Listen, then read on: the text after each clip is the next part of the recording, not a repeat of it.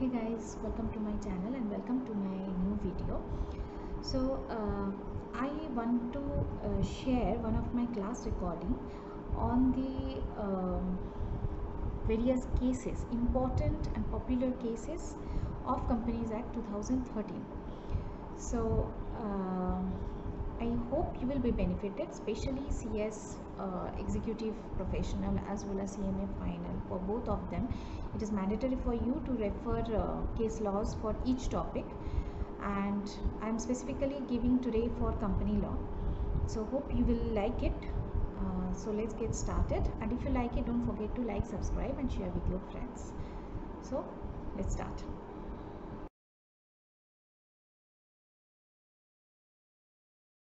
That is Salomon versus Solomon, which is a very important case law, and everywhere it was there, like from BCom till.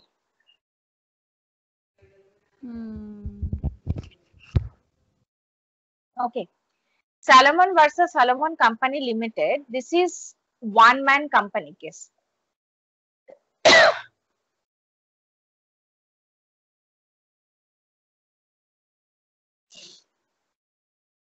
One-man company means, OPC. One-person company. Okay. What was the case actually? Salomon was a boot manufacturer. Okay, he used to manufacture the boot. Boot, like a shoe, that boot manufacturer. Now, when he was manufacturing boot, means at this time, it was his personal business. Salomon used to manufacture boot. Got it? Now, afterwards, what he did, he incorporated a company.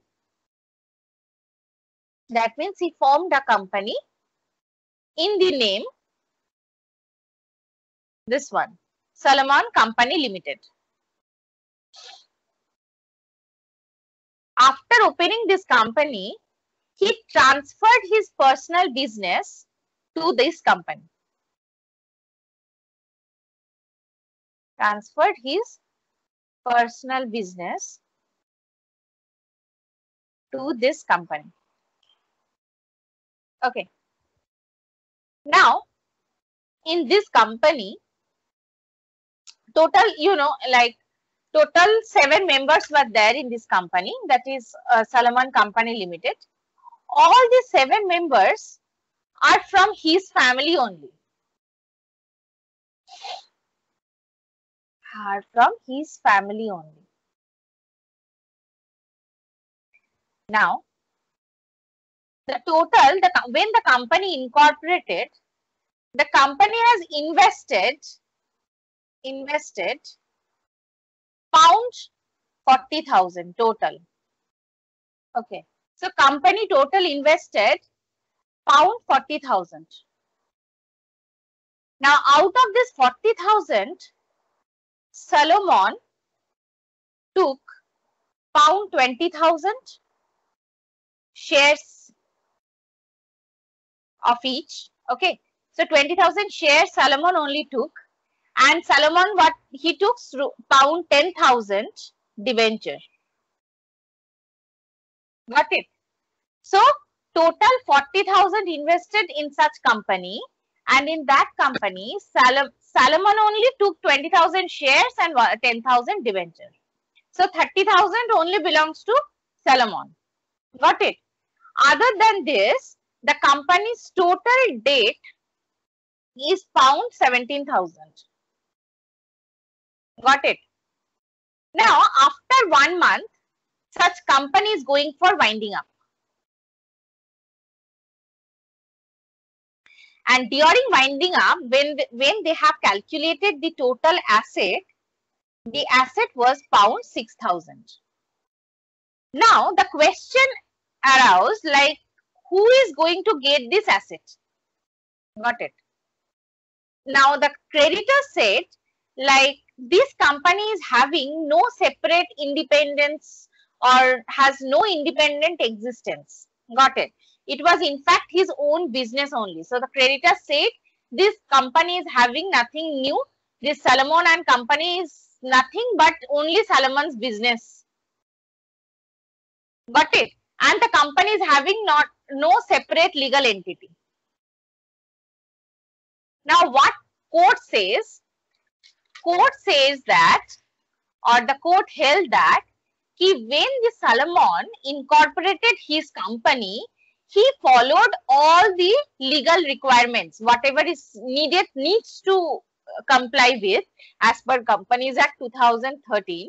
Salomon has followed all the instruction and he has fulfilled all the requirement as per incorporation rules and regulation. So whatever company he formed, it's totally valid. Okay. And Salomon is one of the member of such company and he is supposed to get this asset. Got it?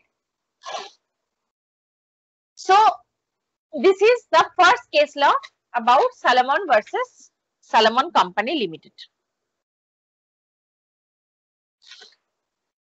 Got it? So like this type of question may comes, like if you get any situation where the creditors are bringing the objection relating to the member or the owner or the company, then you have to apply this Salomon case and you have to write like, if Salomon fulfilled all the requirements, he has followed all the rules and regulation as per Act, then there is no objection should come from anyone's side. Got it? So Salomon is following the rules and regulations, so these are valid. And finally, what amount Salomon can recover or he needs to get, he will get. No one can. If they file a case also, then also they will lose the case. And mismanagement, yeah. This was case. We sometimes called Foster versus Harbottle rule actually. Actually, rule, wherever you will see rule, na, those rules actually came from some cases.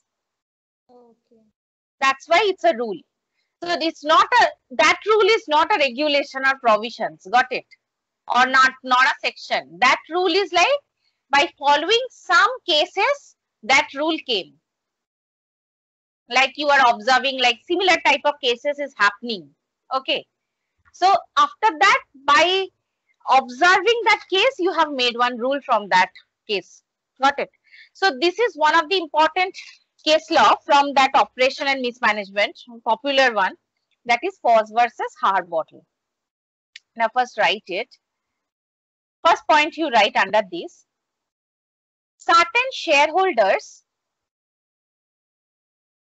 brought an action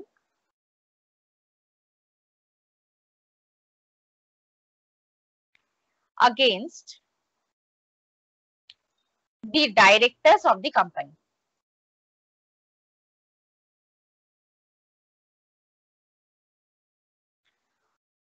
What they said actually, shareholders said that, or shareholders brought an action against the directors by saying that the directors need to compensate the loss. Such directors need to compensate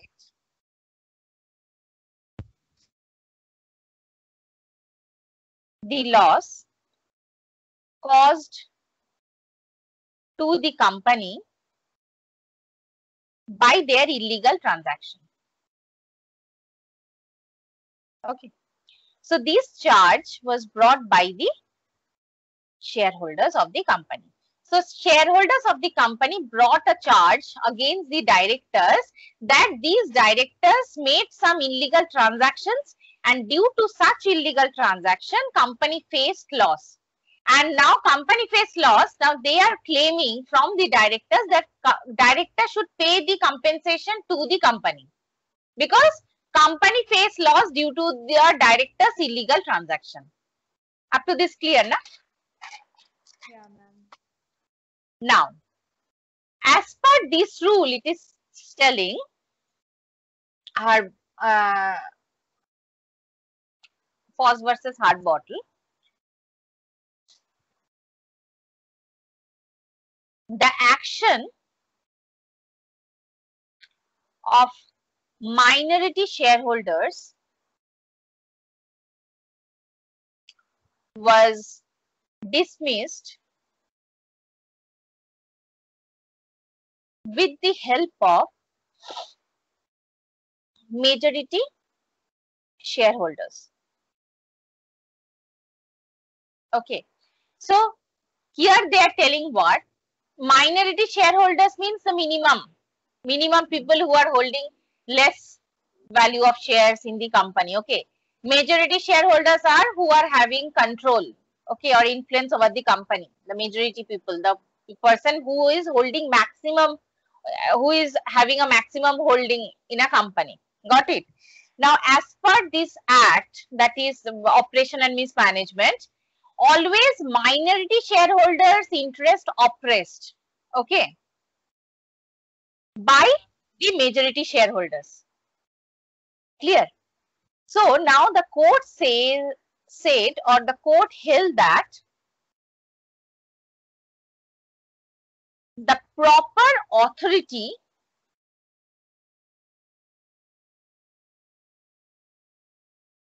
to remedy the minorities grievances, remedy the minorities grievances was only the company. So court said that always minority shareholders' interests get oppressed by the majority shareholders. Okay. Now court has given full power to the company. Now court says that proper authority or proper remedy who can give to the minority shareholders, that is company. So court has given a open power to the company that company can take steps, okay, against these minority shareholders for giving remedy to these minority shareholders. Got it? So this is the basically things, like always we knew it, like when the minority shareholders are telling something and they are getting oppressed, no one is there to save them, because you know in a company everything gets passed by the shareholders only, the majority vote of the shareholders.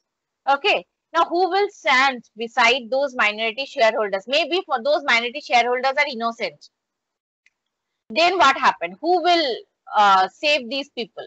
So court has said, like, as per Companies Act, so minority shareholders have, majority shareholders are having many powers. Like they can do anything. They can remove the shareholders too. They will oppress their interest. But court has said, also said, like company is having immense power to save these people. Company can make rules or can save these people from these majority shareholders. Clear? So this is Pause versus Harbottle case. Okay. Next case name is Nemiar versus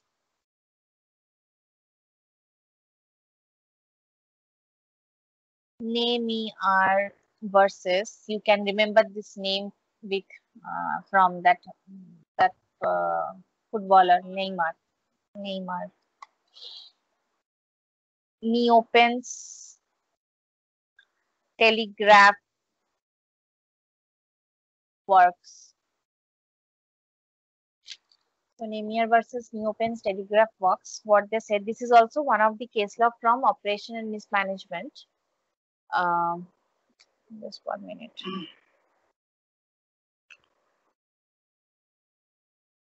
अरे यार phone भी lock हो गया.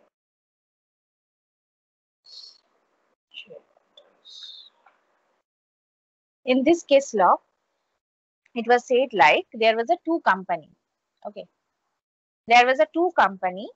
One is A, other one is B, and both are in rivalry. Got it? Now they are telling, this case is telling, like majority members of A company, majority members of this company A are also the members of the company B. Got it? First point you have written, two companies are there, one is A and B, were in rivalry. Both are competing with each other. Now, majority members from the company A are the members of the company B. Got it? Now, by a resolution, a company wanted an action against B company. Now, this A company is trying to take action against B company only by passing a resolution. Okay.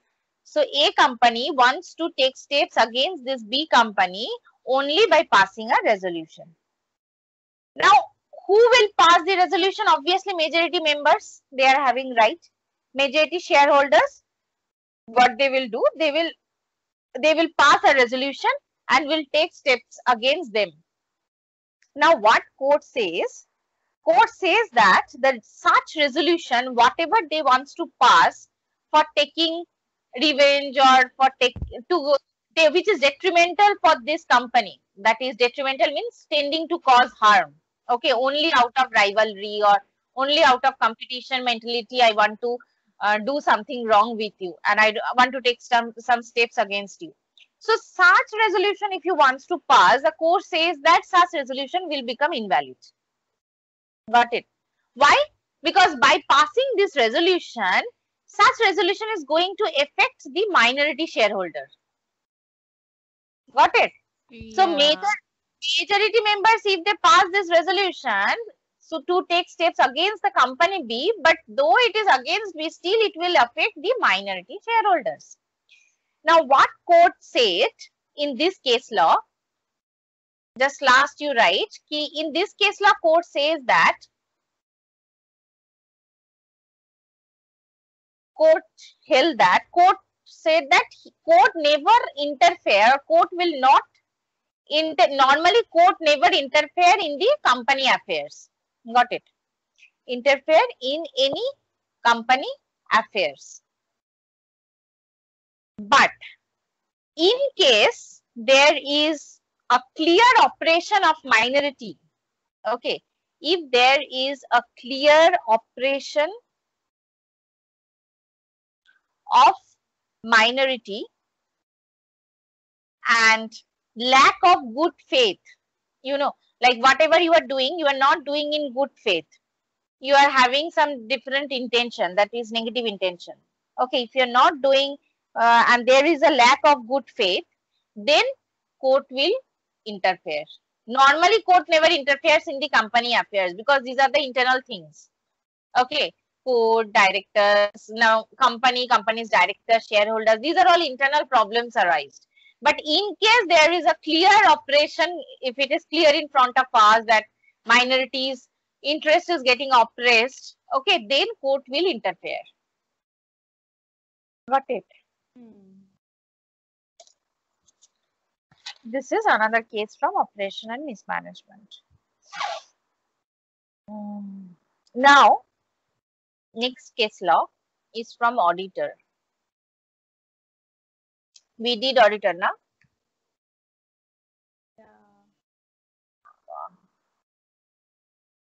Yeah. Now we did auditor.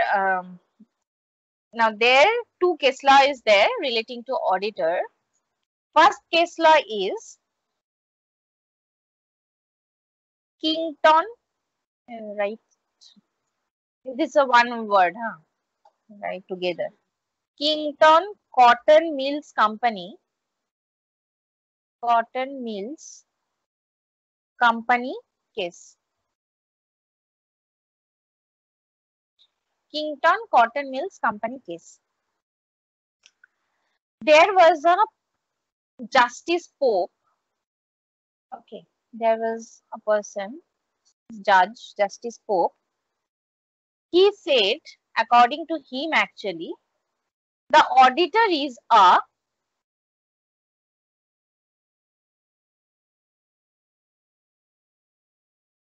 auditor is nothing but a watchdog.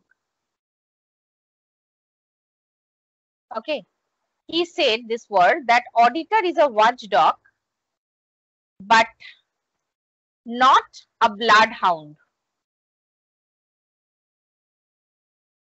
Got it?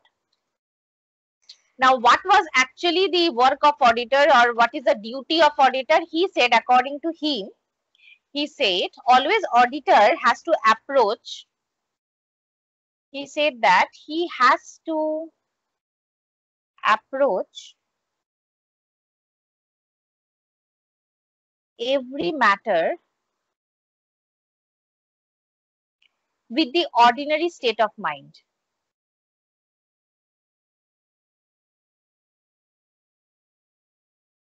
With the ordinary state of mind, and not with a mind full of suspicion.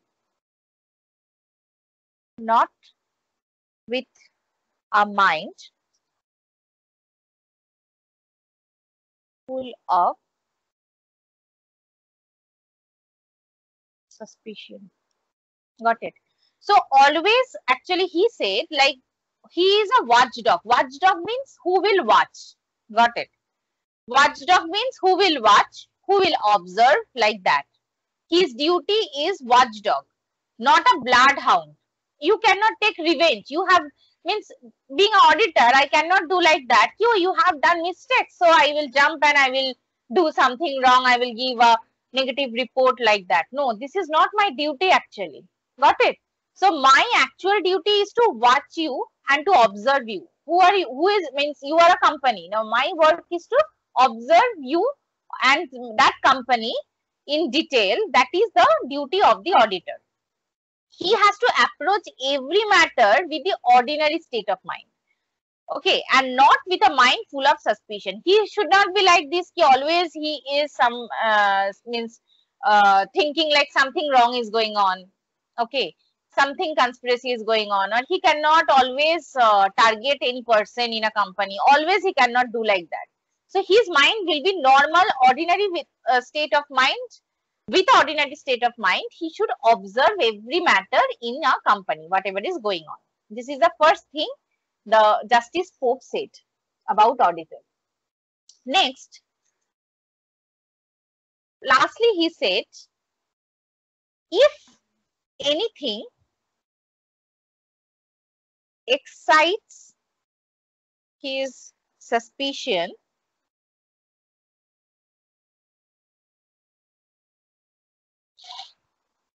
what is written? C-I-O-N, suspicion, then what will be his duty? He will go into deep, okay, or into case. He goes deep into the case. Okay, he will go deep into the case and will find out the correct solution.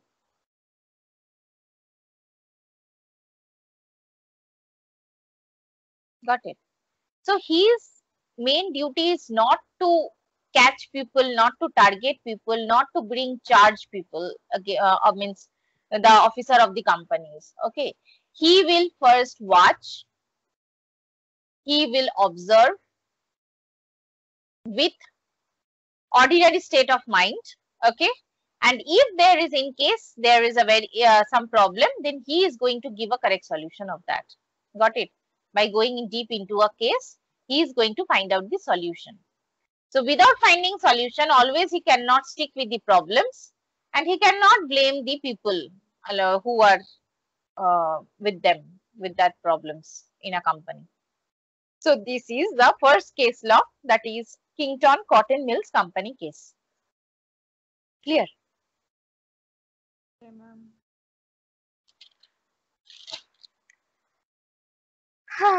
Other one was there, auditor only, that is London General Bank case.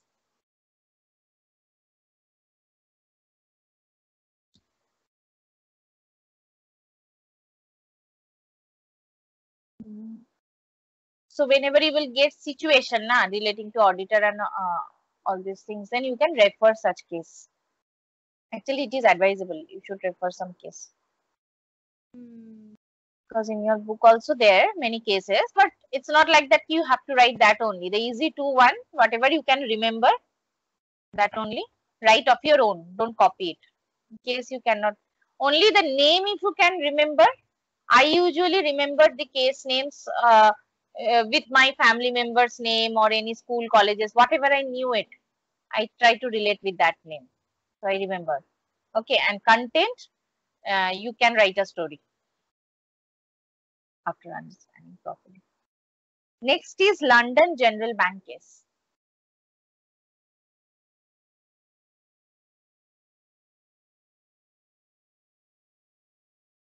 Here, the justice name is Justice Linley. So here what happens now? All those justice or judges, they actually means continuously dealing with the cases. They from these cases they give some judgment or comments. Got it? Like who is he and all these things.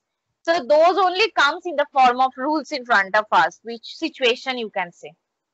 Situation or rules. So here also a justice was there, Justice Linley, who observes some of the things he observes about auditor, that first of all, an auditor is not an advisor to the director. Okay. So in a company, if there is one auditor, that auditor's duty is not to instruct or advise the director of the company. Got it? If he is doing so, then he is doing wrong actually. Clear? So he is not, it's not his duty to advise directors what they will do. Secondly, who is this? Auditor. Auditor is not connected with,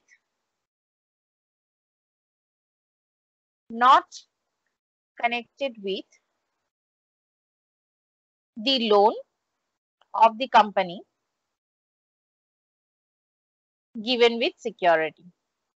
So if your company has taken loan by giving security on behalf, in such cases also you cannot take advice from the auditor. So auditor is not at all related with such case also, cases of loan with whichever your company is taking by giving security.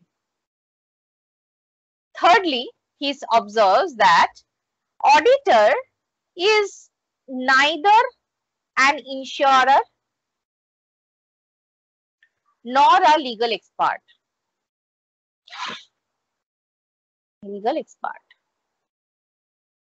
So actually, who is auditor and what is he? Okay, as according to Justice Linley, what all he requires is ordinary diligence.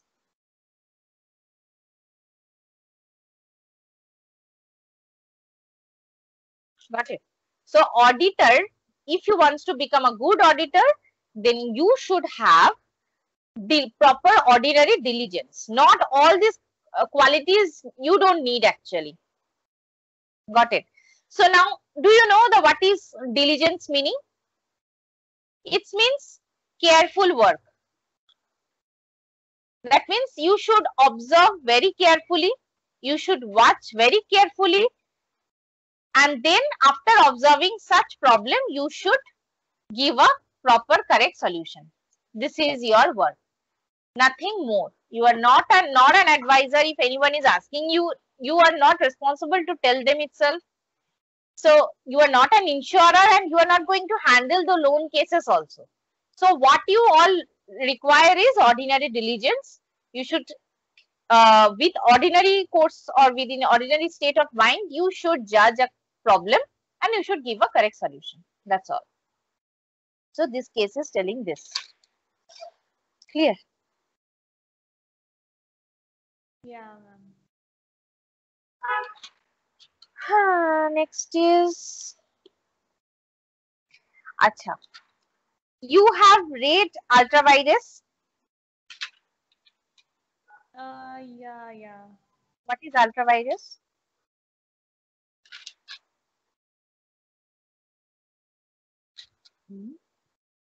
Two thing is there. Okay. in company law. When are you going to start with company law? Right? I will give some revisions and discussions classes relating to those chapters if you once you start. First tell me what you know about ultravirus. One, ultravirus, and other term is indoor management.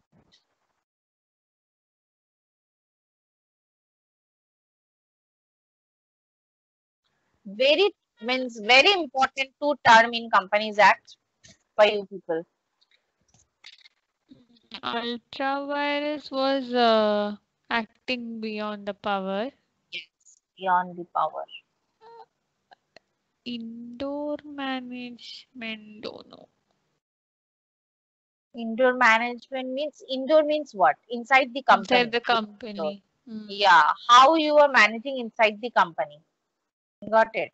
So that is indoor management. So these two terms is very important for this case type things. Okay, if you get situation, these two things very important relating to case. I'm giving you some example. It will be clear to you.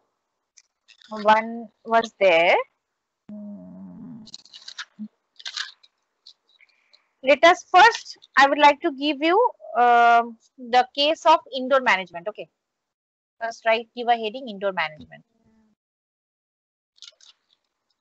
Indoor management.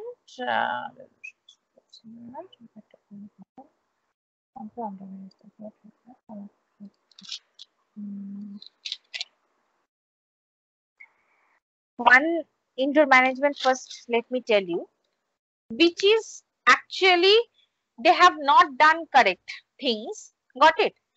Means inside the company, many things happens. Like sometimes, I can give you one example. Like, for example, some documentation. Some documentation you need to, currently you have to do something by going to the authority, but for managing purpose, you are itself doing without going to the authority. Got it? Many things happens. I can give you example, like for example, director is not present in India. Got it? You are simply forging his signature. You are signing instead of director. So this type of what happened inside the company, you are doing some act. You are managing the thing. Now the question is, whatever act you did, whether this is lawful or unlawful. Got it? Unlawful, yeah. Yes. Now first case law you write. Rule in Royal British Bank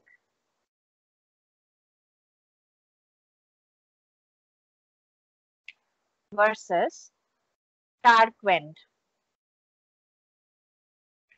Royal British Bank versus Tarquin.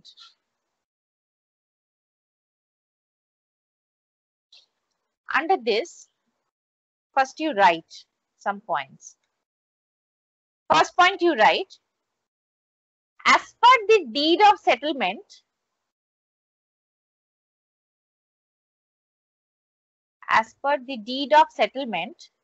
the directors were authorized to borrow money. Directors were authorized to borrow money with the prior resolution of the general body meeting.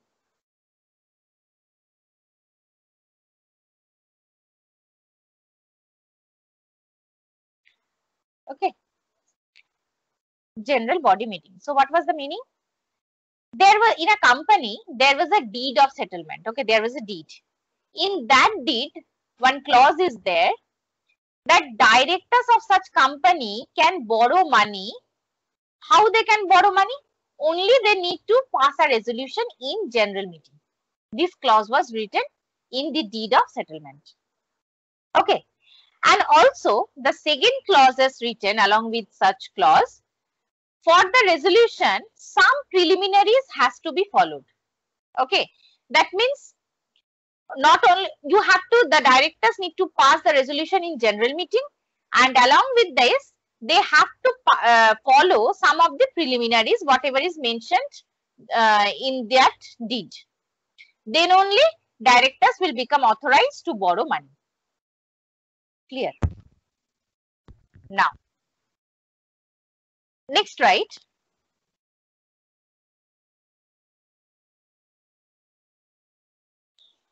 Next is the resolution was passed. Okay, so what they did actually, directors, they to pass resolution in the general meeting. Resolution was passed, but the second clauses was there ki they has to follow certain preliminaries. Okay, they have not followed certain preliminaries. So without observing these preliminaries, they have passed the resolution. Got it? Now everyone said inside the company that though they have passed the resolution, but they have not followed the second clause, that is preliminaries they have not observed. So directors' borrowing powers was found to be ultra vires. Okay. Directors' borrowing power became ultra vires because it's beyond the power. So if when the directors means supposed to get the authorization, if they pass the resolution in general meeting as well as they have observed the proper preliminaries, whatever mentioned in the deed. But they have not done, they have only followed, passed the resolution but not observed preliminaries. That's why the other peoples contended that there they cannot borrow money because their borrowing power became ultra vires. Now what court said? Now court said that, court held that this is totally an indoor thing, na? Company's deed, okay, directors, their meeting. This is totally internal matters. Internal things is going on inside a company. Okay. Now court is telling like whoever third parties are there who wants to deal with such company, they were not bound to see whether all the preliminaries has been, whether preliminary, what is preliminary, they don't even know, first of all. Okay. And whether such preliminaries has been followed by the directors or not, that also they are not bound to see. Because they are not aware of the inside things. Right. So, whether preliminaries has been followed properly or not, whatever, third party is can't means what to say, means third party is not going to know, and they are not bound to see also, check also inside whatever what is going on inside your company. Now they will only trust on you. You means the director or shareholder, whatever you are telling. So if you pass the resolution and not following the preliminaries, how they will come to know that these clauses are there inside the deed. Got it? So that the company held, the court held that such act is indoor management of the company. Got it? So internally they have managed. Indoor management, internal things. In the deed, something is written and I have not followed one. If everyone is not supposed to tell the third party, how this third party will come to know? Got it? They will only see the resolution, whether it is shareholders has given permission or not.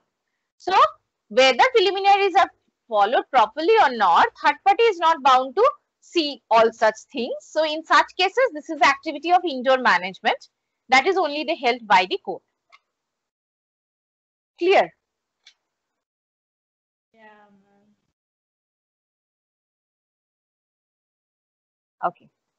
Other thing was there.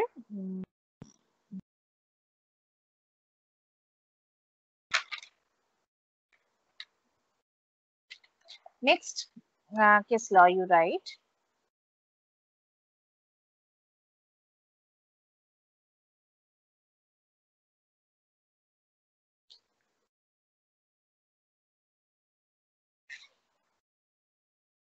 Next case law is Reuben versus Great Fingal, F-I-N-G-A-L-L, consolidated company. Consolidated company. So the case is Reuben versus Great Fingal Consolidated Company. What happened in this case?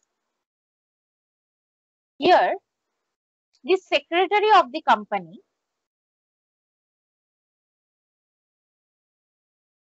forging the signature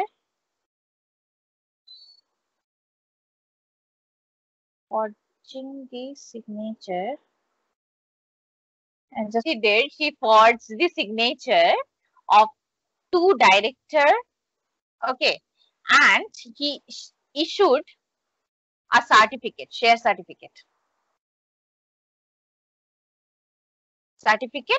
to the members. Got it? Usually what happen na, whenever the shareholders or members hold the shares in a company, they will get share certificate from the company. Now that share certificate usually signed by the directors, the MD. Okay, so directors. Now the thing is, the director was not there, so the secretary forged their signature, two director signature, and issued the certificate to members. Got it? So now court says that, or court held that, this is here the doctrine of indoor management is not applicable. Got it? So the court held that doctrine of indoor management is not applicable in case of forgery. Just write it. Doctrine of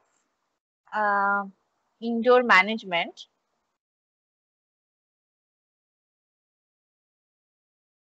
is not applicable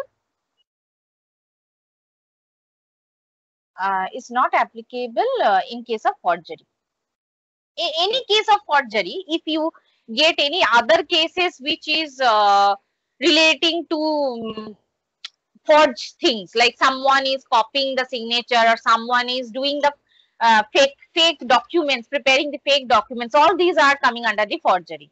So in such cases, the indoor management is not applicable. Means you cannot manage yourself by doing the fake things. Okay, you cannot make the fake documents, and by preparing fake documents, you cannot claim that you are doing indoor management or you are managing inside your company nicely. You cannot do such things. Got it? So here, in any case of forgery or in anything relating to forgery, doctrine of indoor management is not applicable. Clear? Now, any confusion till now?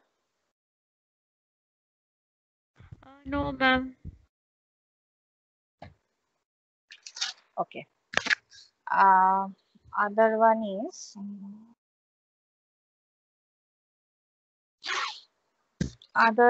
share transfer related.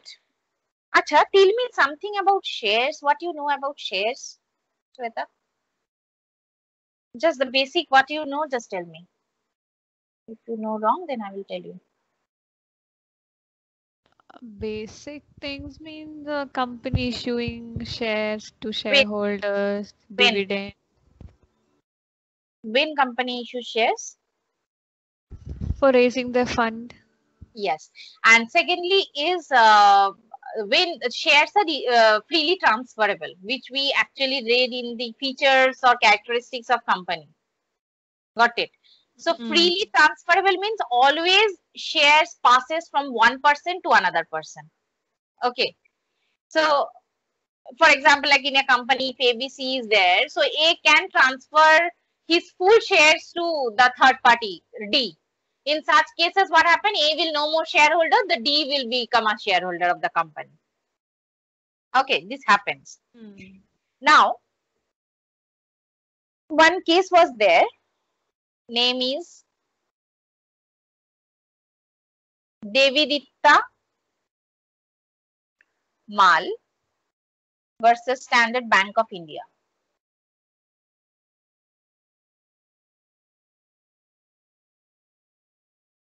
Okay. So,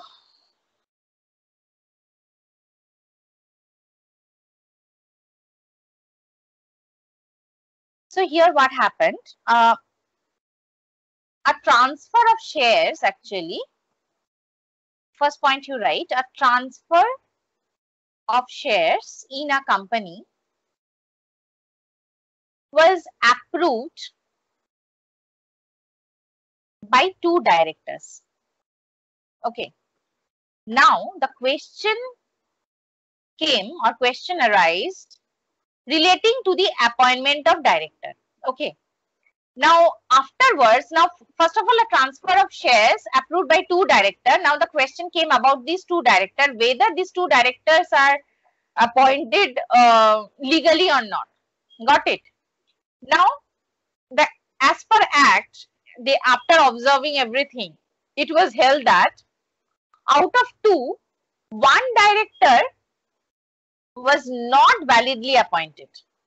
Not validly appointed means maybe you have read directors, like usually directors are appointed in general meeting. Got it? Now, for being a director, you need a DIN number. You have to apply for DIN to the ROC, then you will get DIN. You have to intimate to ROC, means a company, all those things is there. Now, if you're not validly appointed means maybe the resolution has not passed for you, you are not appointed in general meeting, whatever the clauses are there, we have read under Companies Act 2013, he has not been appointed according to such rules and regulation. Got it? This is one director out of two. And other one director was disqualified because this transfer of shares between two people, two members, for example, this transfer of shares was approved by two directors, and these shares has been transferred between whom? These two directors only. They are only these two shareholders, same person. For example, A and B are the director. They are only the shareholder of such company. So what's the meaning of this approved? I cannot approve anything for myself, right? So one transferred the shares and other took. When they are dealing with shares, we can say they are the shareholders of a company, but they are only the director of the company. It happens in a private company, directors and shareholders are same person. Got it? So one director was not validly appointed. For that person got disqualified, and other one disqualified because he is himself is transferring. Transferring means he received this amount, shares from the other party. Got it? So they are transferred known to each other, and they have approved about themselves, their shares. So the court says that, the court held that the full thing, whatever has went or whatever is going on, is full invalid and ineffective. They cannot do such thing. Got it? So I cannot approve for myself. I am a director, I am the shareholder. How can I approve for myself whether I can take or not? Some other should say, Some other than these people, they are transferring the shares. So why they will approve for themselves? Other directors will give approval, or other shareholders will give approval. So they have transferred itself and they have given approval to each other.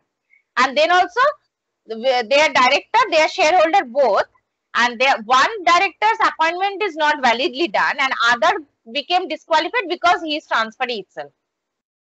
So the court held that full transfer is ineffective and invalid. Clear? Yeah. Next, these two is not these two. Last one is indoor management. This is transfer of shares. Now, to last case law, I would like to explain you relating to ultra-vires. This is one of the famous case law relating to ultra-vires. That is Ritchie versus Ashbury or Ashbury Railway Carriage and Iron Company Limited. Okay. So name is Ricci versus Ashbury Railway Carriage and Iron Company Limited. This is the ultra vires case law. First you write some points. First point you write, a company was manufactured, a company was incorporated, a company was incorporated to manufacture and sell railway carriage.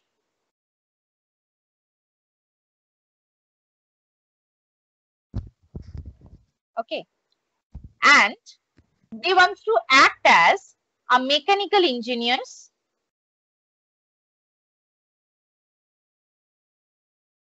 and they also wants to enter with general contractors. They want to enter into an agreement with general contractors and they wants to work with them.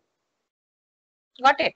So a company incorporated for what purpose? They wants to manufacture and sell railway carriage. They will act as a mechanical engineers and they wants to act or they wants to work with general contractors. Got it? Now, Ricci is a person with whom the company enters into a contract.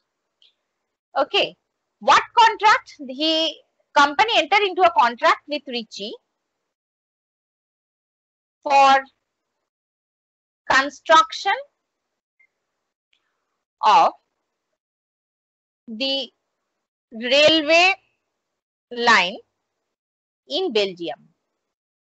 Got it? So a company contracted with Ricci and asked him that you have to construct the railway line in Belgium. Now, subsequently, after 1-2 days, the company also refused to perform such contract, whatever they entered into. Refused to perform the contract. Why the company refused to perform on this contract? Afterwards, the company came to know or company observed that construction of railway line is beyond the powers. Got it? So subsequently, company refused to perform the contract on the ground that it was beyond the power. So basically, they don't have that right to construct the railway lines. Got it? Beyond the powers. Now, though the company refused, that is refused to enter into a contract subsequently, immediately Ricci brought an action for this against the company for breach of contract. Got it? Now, after dealing with the case, after hearing everything, the court held that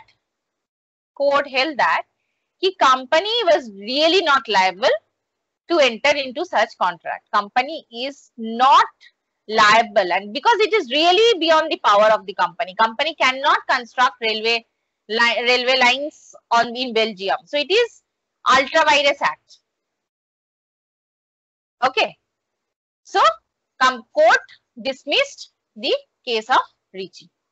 So Ricci cannot claim any compensation. Clear? This is one of the important case of Ultra Vires.